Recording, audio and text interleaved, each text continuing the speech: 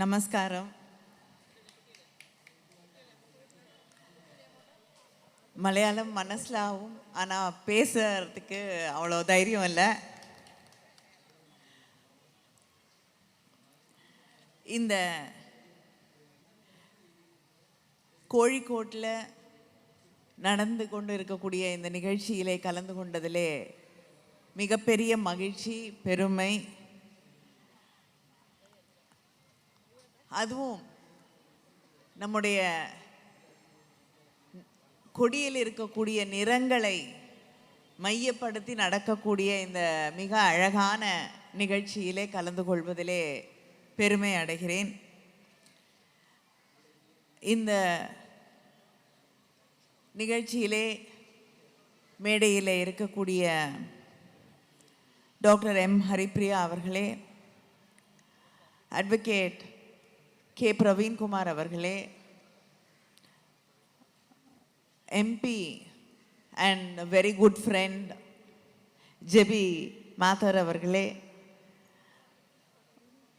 ex-MLA சானிமோல் Usman அவர்களே, ex-MLA Soumya Reddy அவர்களே, பத்மஸ்ரீ மீனாட்சி அம்மாள் அவர்களே, மிஸ்ஸஸ் கௌரி புதியோத் அவர்களே. It's a great pleasure to meet all these amazing women and on stage and in front of me. And it's a prestigious day to be part of to start a district office. All of us in politics understand how important it is to us to establish office, our party office in the district. So it is a very proud moment for everybody here, and I really feel proud to share that beautiful memory with you, to share that proud moment with all these wonderful women here. And when Advocate Mr. Praveen Kumar was speaking here, he said that as soon as I was invited, I was happy to be part of this. A respected leader and a very good friend, Mr. Venugopal, he insisted that I have to be a part of this program, and I could never say no to him. So that is how I am here. And today, the DMK and the Congress, we have been fighting together to protect this nation, to keep this nation as our leaders, our forefathers dreamt what it should be. Every day in Parliament, against the union government, against the BJP, we stand together as one voice. We fought against the Work Board Amendment Bill. We fought against so many issues together. And Kerala and Tamil Nadu share a great rich heritage, not just a literary heritage. We share much more than that. Together, we share a legacy of activism, of politics, of fighting for our rights, fighting for our identity, our language, our pride. We are two states which have not relented. We are two states proudly which stand in south of India, which will not allow the BJP, the fascist forces. We have stood against them, resisting and not giving in even a small bit. That is the greatness of Kerala and Tamil Nadu shared together. We've made great progress in other ways. Our health indicators, Tamil Nadu and Kerala, our health indicators are great. Our education enrollment figures are on par with developed nations. But more than all that, I think today our joint proud heritage is the way we are resisting the fascist forces. Because today we see when the work board bill was passed, that too in the middle of the night,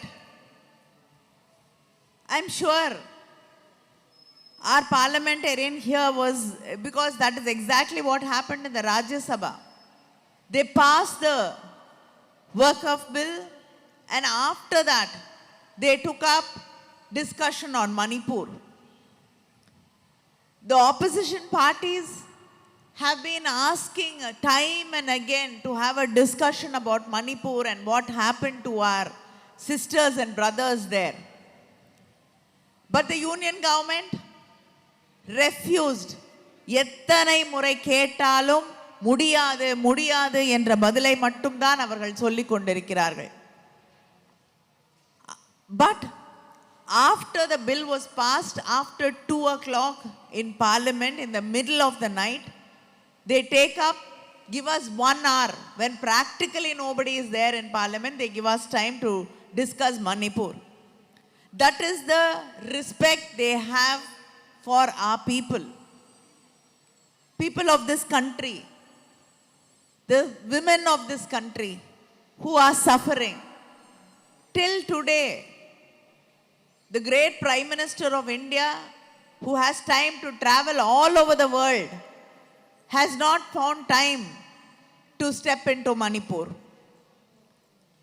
One by one, we see them taking up the RSS agenda.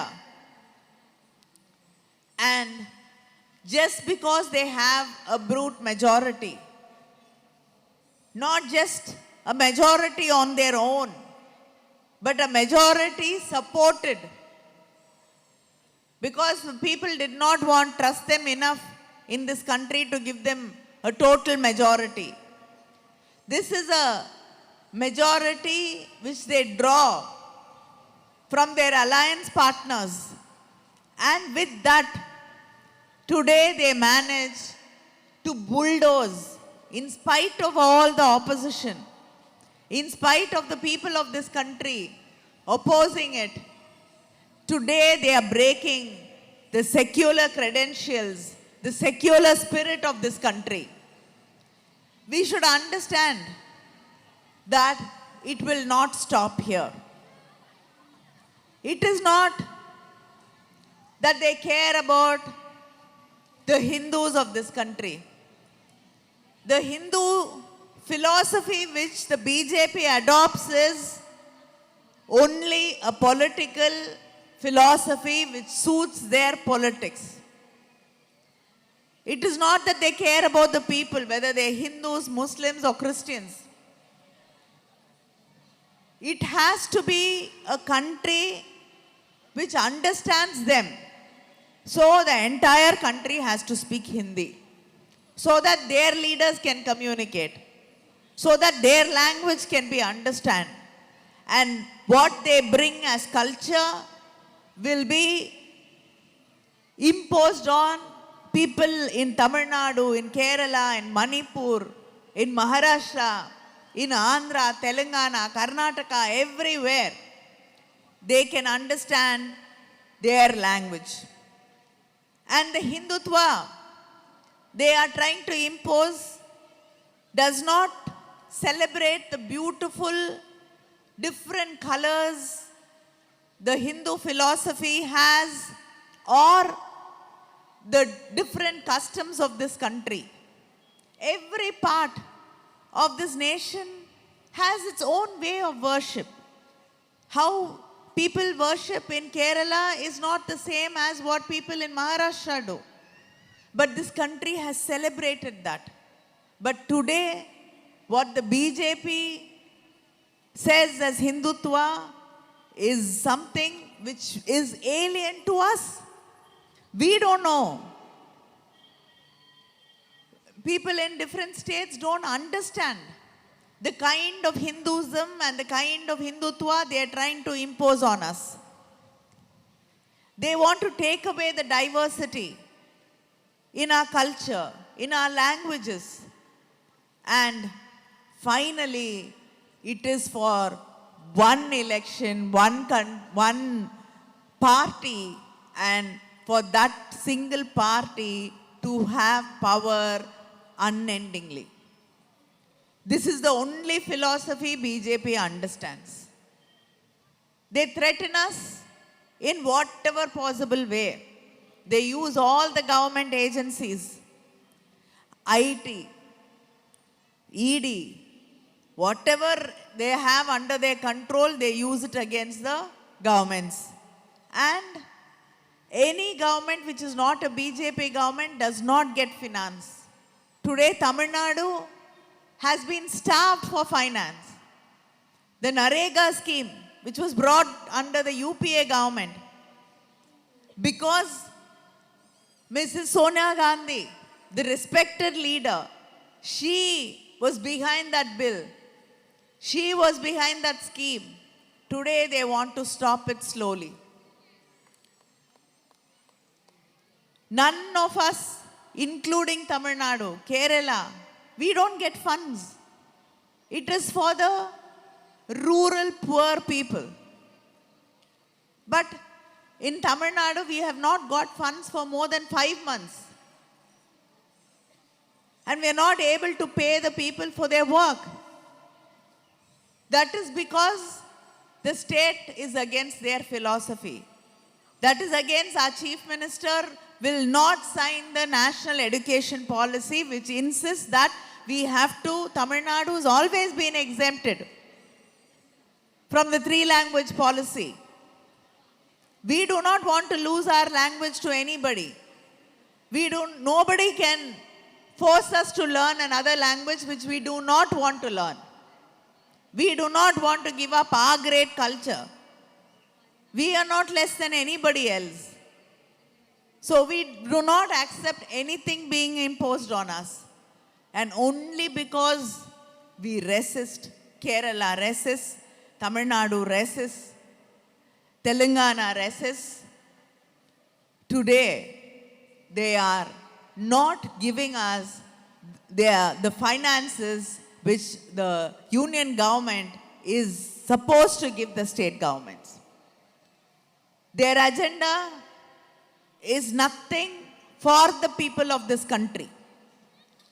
Every single scheme program is to take away the right of the states, is to interfere in the rights of the states. And they say that they respect women. If they really respect women, why is it that the union government refuses even to have a discussion about what happened to Manipur and the women in Manipur? Is this a respect you have for women? And they want to cheat the women of this country by saying, we have brought 33% reservation for the women of this country. They know very well that the 33% reservation which the UPA government passed could be implemented as soon as it was passed. But the reservation which they have passed in the Lok Sabha will never be implemented. It is after the caste census, it is after the delimitation. We already have started going against the delimitation. Kerala, Tamil Nadu, Telangana, Karnataka, Punjab, Orissa, and so many other states will not accept the delimitation. So when will this 33% ever be implemented?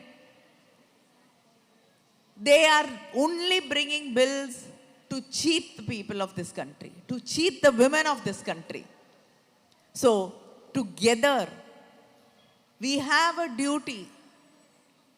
This is much beyond politics. This is much beyond, our duty is much beyond winning elections today. It is to protect this country. It is protect the secular fabric of this country. It is to protect and preserve this country as what it was meant to be. So, to protect that, we have to work together. We have to stand together in one voice. Every person, every individual who believes that this country has its unity, its soul in the diversity of this nation, will have to fight against this fascism, this hegemony, and what they try to take away from us, this dictatorship, because they are trying to kill the great democracy of what India is. Thank you. Thank you so much, Kanimari ma'am.